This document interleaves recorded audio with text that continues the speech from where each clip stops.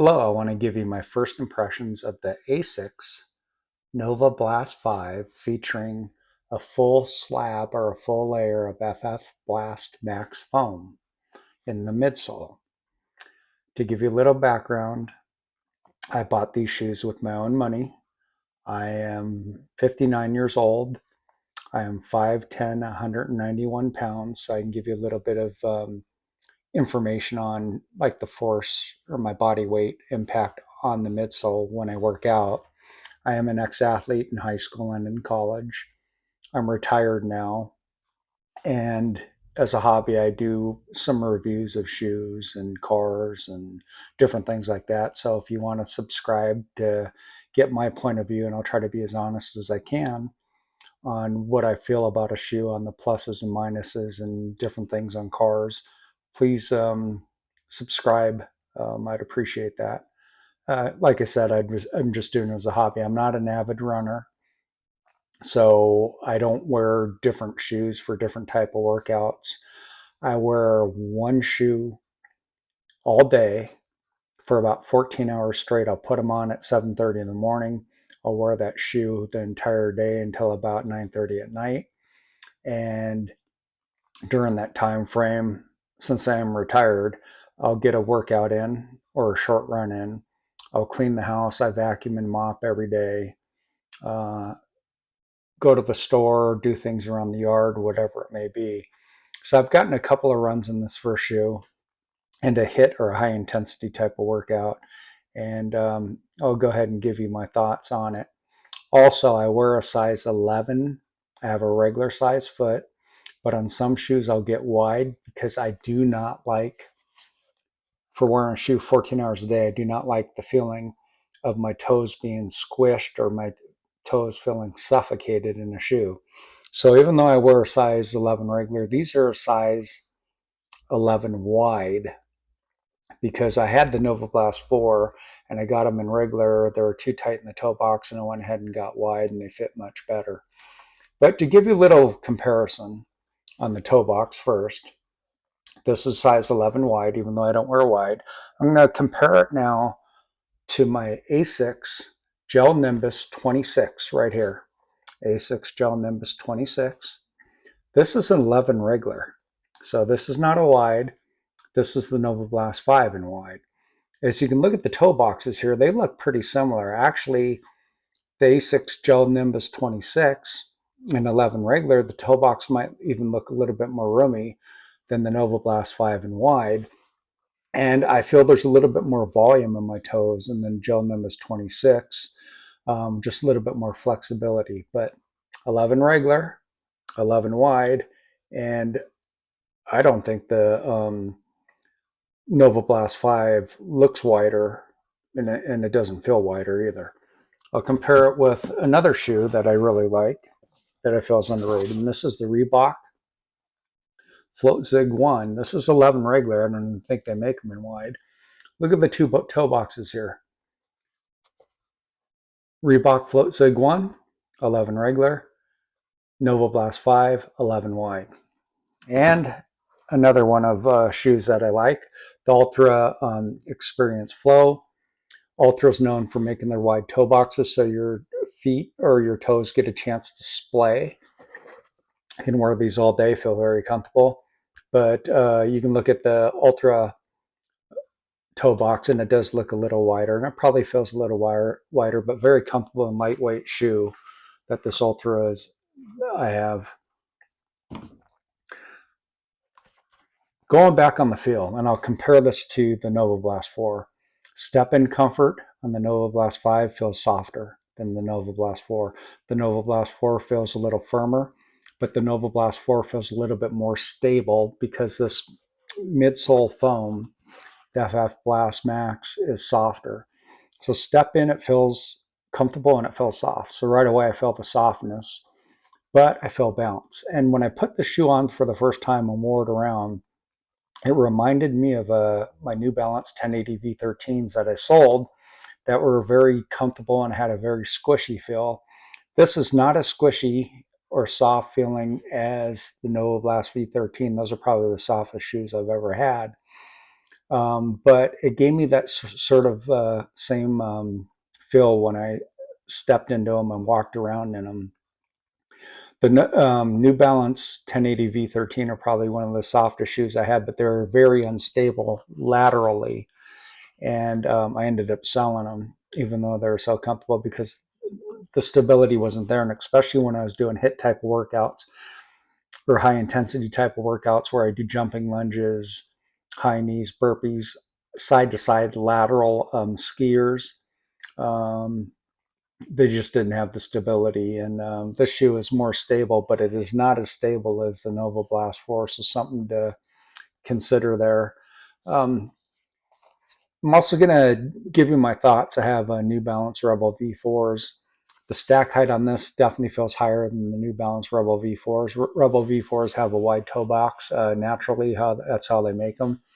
It is a lighter shoe than the New Balance Novablast, or than the Asics Novablast 5, but this felt springier or bouncier than the New Balance Rebel V4. So, and the stack height felt higher. So if you want a just a soft but a bouncier shoe, I would go with this over the New Balance Rebel V4. Over the New Balance 1080 V13, I'd go with this because it is bouncier, almost as soft, but a little bit more stable. I haven't tried the New Balance 1080 V14s, though, that version yet. When I compare the Asics Nimbus 26 and the Novablast 5, step and comfort are very good on both. This is probably a little bit more plush feeling, but this midsole on the Novablast 5 feels softer and bouncier than the Nimbus 26. So softer and bouncier. They both have a plush feeling, but softer and bouncier. But the Nimbus 26 feels more stable. The base is a little bit wider, just feels like a bit more stable shoe laterally. So both very good shoes, both comfortable on your feet all day. This is lighter, about 2 ounces lighter than this shoe, but more stability. More softer, bouncier, little less stable. Very soft still, but not as soft and not as bouncy, but heavier, but more stable than the Novablast 5. Another shoe that I want to compare it to, and I'm wearing each shoe on each foot right now. I got a Novablast 5 on one foot and the Reebok Floatzig1 on the other foot. I'd like to compare it to the Reebok. As you look at the Reebok, once again, the toe box, 11 regular, 11 wide. This looks wider, especially right here. The uppers, yeah, this feels more fabricy. This feels more synthetic-y. Volume about the same, maybe a little bit more volume than Novablast 5. But the differences in these shoes, the Novablast 5 is a little bit more comfortable on step and comfort. This feels softer and it's a soft bounce. This is a dense softness, but it is a more of a dense bounce. They're both very bouncy shoes, but this feels like a softer bounce. This feels like a more denser bounce. This shoe is about 1.5 ounces heavier than the Novablast 5, but the bounce has a very good bounce too. So they have very good bounces on both these shoes, but the bounce on the Novablast 5 feels a little bit softer, a little bit more lightweight, where this feels like a little bit of a denser bounce. And stability-wise, I think the Reebok Floatzig1 is a little bit more stable laterally, and I think it's just because the foam's just a little bit firmer. Once again, I'm 5'10", 191 pounds, where this one feels a little bit less unstable laterally because it's just softer and it is bouncy. So two very good shoes. And what I'd like to say about these two shoes is the Reebok Floatzig1 is a very underrated shoe, and I'll get into that in just a minute here. I'm going to go ahead and show you why I'm saying it's underrated. But first, the Asics Novablast 5 is $140 on Asics.com. You can get a military first responder, I think teacher discount, and it's like 75% or maybe 70% off. I mean, not 75% off, but like 25 or 30% off. As you can see, it retails at $140. With the discount, I paid $105 with tax. I paid a total of $113.68. So for a brand new new iteration of the Novablast 5, $105 with tax, $113. I thought it was a very good deal. But when I go to the Reebok Floatzig1, as you can see here, I paid $50. It was $99.99 or $100. I got 50% off, so I paid $50 for the shoe with tax. So it was such a good deal. I bought another spare pair in a different colorway of the Reebok because it was $50. I can buy two of these Reeboks with the discount for the price of one Asics Novablast 5 with the discount. And grip wise, that's the other thing I wanted to get on. Grip wise, the rubber on this outsole of the Reebok feels grippier and it feels a little bit more stable. It is a little bit heavier shoe. The cushion is a little denser, but it's a very poppy shoe. Grip on this is not great, and does feel soft, does feel bouncy. I don't know what they did with this new midsole, but it's a very soft, bouncy, and lightweight midsole. So if you want soft and bounciness, this shoe is going to fit the bill. I'll go to a downfall of it that I found in just a second. So I'm going to have to take off one of my shoes to show you the downfall. Actually, I'll take off both of my shoes that I'm wearing right now. It's morning right now where I live, and I've had these shoes on since I woke up. And I put one in each foot to feel the difference. Reebok, the stack height feels less than in the New Balance, than in the Asics Novablast 5s. But as you can see, the outsole of the Reebok Floatzig1, it looks pretty clean, and it is grippy. I do have two dogs and a cat. I have no carpet in my house. I have 100% laminate flooring through my house. I vacuum every single day. And this is from about 3 hours of wearing, and I don't know if you can see this, but it is like a static cling on this outsole of the Asics. So if you have pets and laminate flooring or wood flooring, it's just like a magnet for hair and lint. I don't know if you can see this. This is from 3 hours of wear, but I noticed this yesterday too because I wore these shoes all day yesterday. And I had to, with my little handheld vacuum, had to vacuum my shoe a couple of times, take it off, vacuum it, and put it back on. But this bothers me. I don't know if it's going to bother you, but look at the difference. They were both put on this morning about 3 hours ago, one on each foot.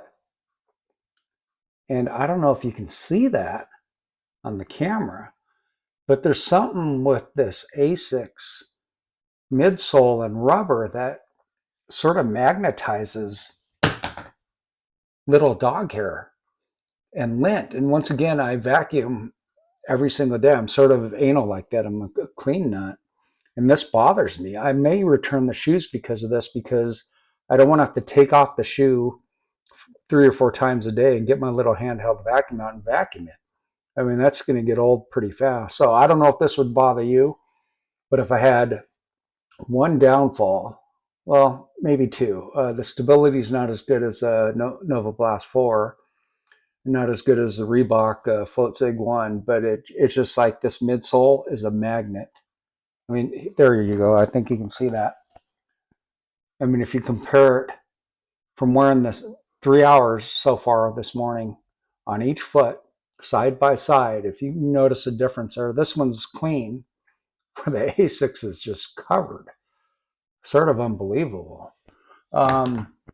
This may be a deal breaker for me. I may return the shoe just because every time I wear it, I don't want to have to vacuum it 3 or 4 times a day with my little handheld vacuum. It's just something about this rubber and midsole, the feel of it, it's just like magnetizing lint and little dog and cat hair. So great shoe. If you can live with that, fine. Um, if you can get it on sale, or not on sale, but get the discount, I think it's good. But let me just show you side by side a little bit of my shoes. I'll try to go ahead and turn the camera here. Oh.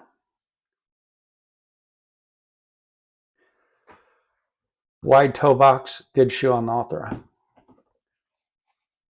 Not a wide toe box, had to go to wide on the Novablast 5. Wide, comfortable toe box on the Nimbus 26. Wide, comfortable toe box on the Reebok Floatzig1. Price of these, $105 if you can get the military discount. Price of these, $50 if you can get the military discount. All in all, I just wanted to give you my first thoughts and impressions. I want to be honest because I don't know if the stability, because it's on the Novablast 5, a little less stable, but it's very soft and very soft, bouncy, is going to deter you. And then, like I said, the sort of like the static cling on the bottom of your shoes, if you're if that's going to be a deal breaker, but I think it's going to be a deal breaker for me. So great shoe, feels good, very comfortable, but like I said, I'm sort of anal like that, and I don't want to have to be vacuuming the bottom of my shoes 3 or 4 times a day, because once again I wear them all day, and I'm not going to leave it like that. Throughout 14 hours of wearing, I'm going to vacuum them, and I'm going to get tired of doing that, so I'm probably going to return them. So I just wanted to give you my honest thoughts. Like I said, if you want to subscribe for any other videos I do as a hobby to see my thoughts on them, I'll try to give you my honest opinion. All the best to you, and have a good holiday season. Bye.